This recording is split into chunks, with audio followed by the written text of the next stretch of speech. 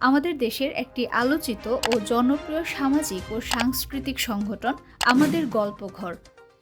প্রবাসী ও দেশের কিছু সাহিত্য ও সাংস্কৃতিক প্রেমী মানুষ খুবই আন্তরিকতা ও ভালোবাসা দিয়ে গড়ে তুলেছেন এই সংগঠনটি।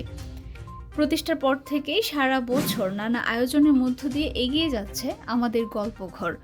যে লক্ষ্য ও উদ্দেশ্য নিয়ে গঠিত হয়েছে এই সংগঠনটি, সে লক্ষ্যে অবিরাম ছুটে চলছে এটি।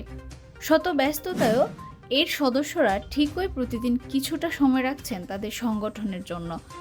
দেশের নতুন প্রজন্মের সামনে বাংলার সাহিত্য ও সংস্কৃতি তুলে ধরার পাশাপাশি তাদের প্রতিভা বিকাশে একটি প্ল্যাটফর্ম হিসেবে কাজ করছে আমাদের গল্পঘর।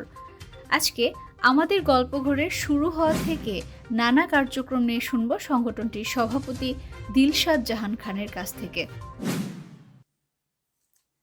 আমাদের গল্পঘরে যাত্রা শুরু হয়েছিল সেই করোনাকালীন সময়ে, 2000 সালের কথা, যখন সমস্ত জনজীবন বিচ্ছিন্ন হয়ে গিয়েছিল। আমরাও সবাই গৃহবন্দী হয়ে গিয়েছিলাম। সেই সময়ই আমি এবং আমার সাথে আরও কয়েকজন মিলে আমরা চিন্তা করে দেখলাম যে কি করতে পারি, যেটা দিয়ে আমাদের সময় কাটবে এবং আমরা যে ডিপ্রেশনে ছিলাম সেটা থেকেও আমরা একটু বের হয়ে আসতে পারি। তো পরবর্তীতে যেহেতু আমরা সবাই একটু লেখালেখি, গান বাজনা এগুলো একটু পছন্দ করতাম, তো ভাবলাম যে এরকম একটা সাহিত্য গ্রুপ করলে কেমন হয়, যেটা নিয়ে আমরা একটু ব্যস্ত থাকতে পারি। তো ওইটা থেকেই আমরা আমাদের এই গল্পঘরের সূচনা।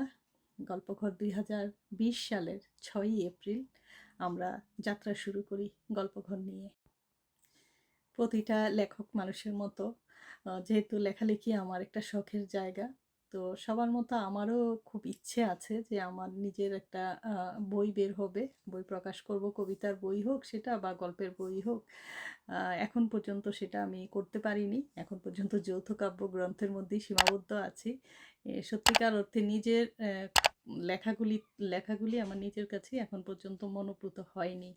তো ভবিষ্যতে ইচ্ছে আছে। আর বাকি রইল প্রবাস জীবন। আপনারা জানেন যে প্রবাসের জীবন হচ্ছে সংকীর্ণতার জীবন, মানে বিশেষ করে সাহিত্য বা শিল্পের জগতে। জার্মানিতে লোক আছে প্রচুর, কিন্তু অতিমাত্রার ব্যস্ততা এবং বিভিন্ন শহরে ছড়িয়ে ছিটার থাকার কারণে আমরা বিভিন্ন প্রোগ্রাম করলেও সাহিত্যের জগৎটার পরিসর খুব একটা হয়নি, যেটা আপনার কানাডা বা আমেরিকায় বা আরও অনেক দেশে হয়। সেটা আমাদের দেশে, আমাদের এই জার্মানিতে এখন পর্যন্ত সেটা তেমন একটা হয়নি। তবে আমার খুবই ইচ্ছা যে এটা হোক। শিল্পমনা প্রচুর মানুষ এখানে আছেন। সেই শিল্পমনা মানুষগুলিকে একই জায়গায় একটা ছত্রছায়ায় আনার, তো জানি না সেই পরিকল্পনা কবে বাস্তবায়ন হবে, কারণ এখানে এত ব্যস্ততার জীবন যে আমরা সেই জীবন জীবিকার তাগিদে সারাটাক্ষণই ব্যস্ত থাকি। এই কবে আমরা সেই সাহিত্যের সেই স্বপ্নের জগৎটা আমরা সৃষ্টি করতে পারবো। তবে আশাই তো মানুষ বাঁচে, আমরাও আশাই বেঁচে আছি। আগামীতেও আমাদের ইচ্ছে আছে, আমরা এখন পর্যন্ত তো ছোট ছোট পরিসরে আমরা কাজ করে গেছি। আমাদের ইচ্ছে আছে আমরা একটু বড় পরিসরে আসব। সেটার জন্য সময় প্রয়োজন এবং আমাদের আরও লোকবল প্রয়োজন। আপনাদের মতো এরকম যারা সংবাদকর্মী আছেন তাদেরও সাহায্যের প্রয়োজন। তো আমাদের ইচ্ছে আছে আমরা সামাজিক কাজটাকে আমরা আরেকটু বাড়াবো, আরেকটু বড় পরিসর করার চেষ্টা করব এবং সাহিত্যের জগতে যেমন বইয়ের প্রকাশনায় হাত দেওয়ার আমাদের ইচ্ছা ছিল এবছরই, কিন্তু সেটা সম্ভব হয়নি। তারপরেও আমরা প্রতি বছরের মতো একটি নয়, এই বছর বইমেলায় 2টি বই নিয়ে আসছি। তো সেটাও আমার মনে হয় যে আগামীর পরিকল্পনারই একটি অংশ ছিল। দেখা যাক গল্পঘর আমাদের কোথায় নিয়ে যেতে পারে।